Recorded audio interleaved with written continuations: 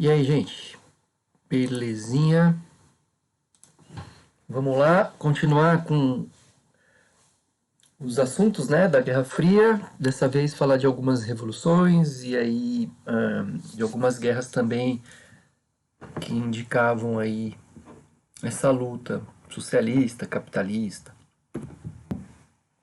Começando então pela China, a história contemporânea da China, né? Até o ponto de ela se tornar socialista, tal, até os dias de hoje. Então, a gente viu lá que no século XIX o imperialismo, o neocolonialismo europeu domina a África, domina a Ásia e, portanto, domina a China. Ótimo. Aí vocês viram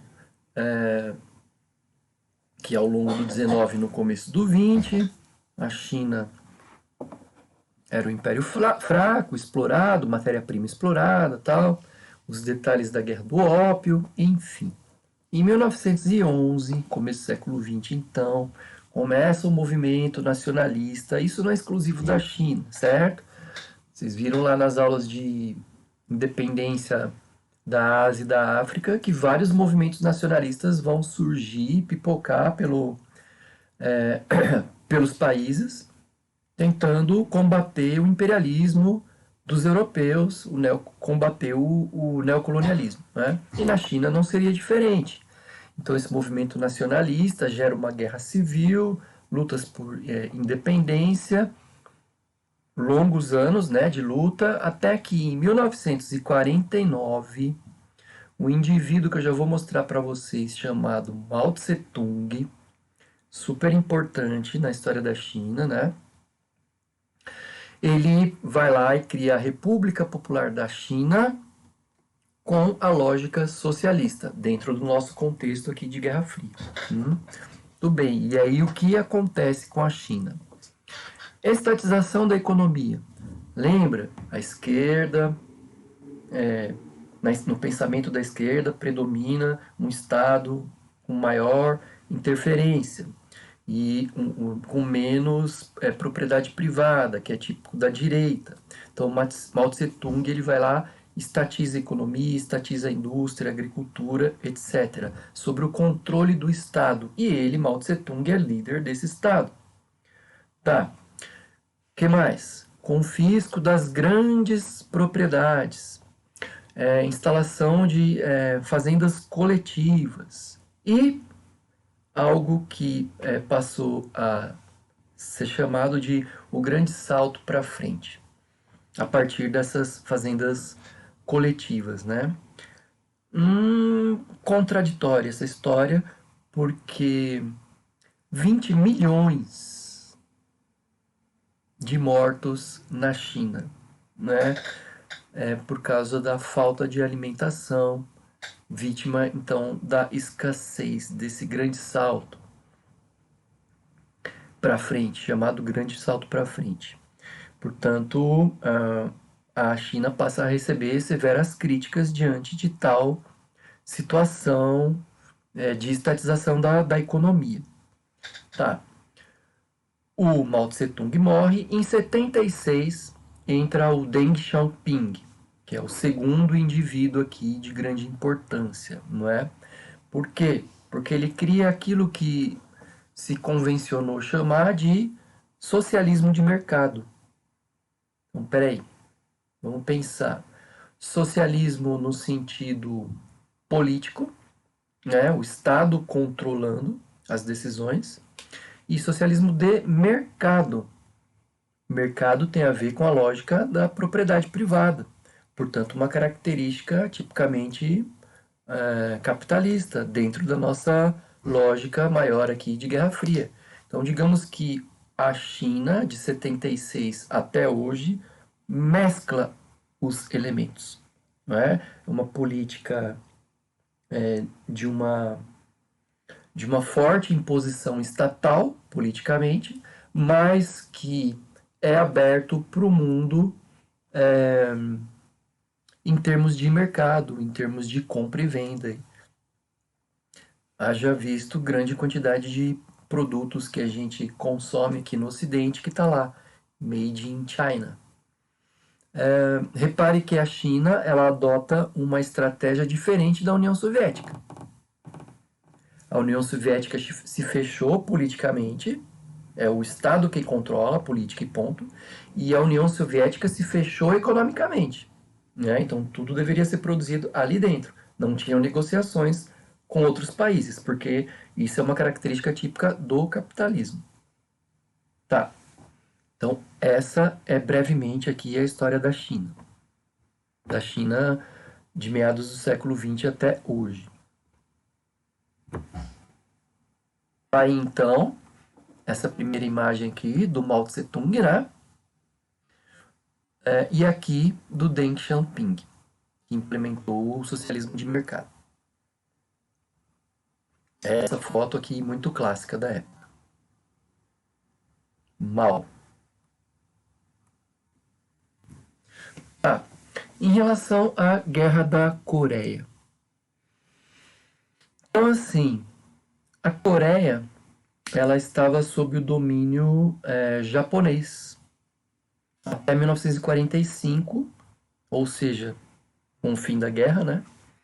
E o Japão é derrotado nos confrontos do Oceano Pacífico e a Coreia se torna livre e a partir dali se divide em Coreia do Norte, socialista, Coreia do Sul, capitalista, de novo naquele nosso contexto de Guerra Fria. Muitas mortes, muita insatisfação, muita guerra. A ONU envia tropas para o lado dos Estados Unidos, né? Enfim, até que em 53 fica decidido e assinado que de fato a Coreia está dividida, como sempre esteve, na verdade. A questão é que agora se suspende a guerra por causa do armistício e da negociação entre Coreia do Sul capitalista e Coreia do Norte socialista até os dias de hoje. Isso tudo em meados ali da Guerra Fria, claro, né? Até hoje. Mas vamos lá. O caso da Indochina. Peraí, gente, vamos entender o que é Indochina. Indochina não existe mais, tá? Mas olha lá, eu coloquei 2 mapinhas para localizar e contar a historinha então. Então aqui, ó, vocês estão vendo a África, né? Aqui a Europa, Mar Mediterrâneo, Península Arábica, aqui a Península Hindu, a Índia, o norte da Ásia, a Oceania, a Austrália, e aqui tem uma península também. Essa península ampliada recai nessa imagem. Então, repara que nessa imagem a gente tem aqui o Vietnã, Camboja e Laos. Pois bem, vamos contar a historinha aqui dessa península. No século XIX, neocolonialismo, imperialismo, domínio europeu, nesse caso por parte da França.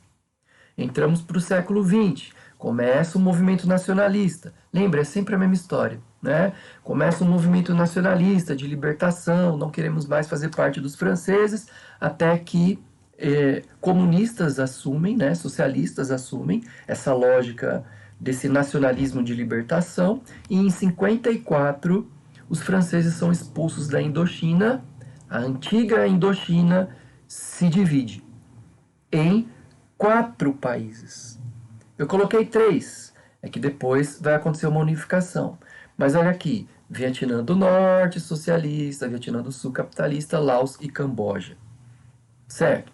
A situação continua complicada, principalmente no Vietnã, porque os Estados Unidos não aceitavam mais um país socialista, né? Tem a China. Aí eles olham para Coreia do Norte, tem a Coreia do Norte. Agora Vietnã do Norte também socialista. Então começa uma guerra, né? Então, com os norte-americanos tentando impedir esse socialismo dentro do Vietnã. E os guerreiros vietnamitas, também chamados como Vietcongs, resistem aos ataques, às bombas, né?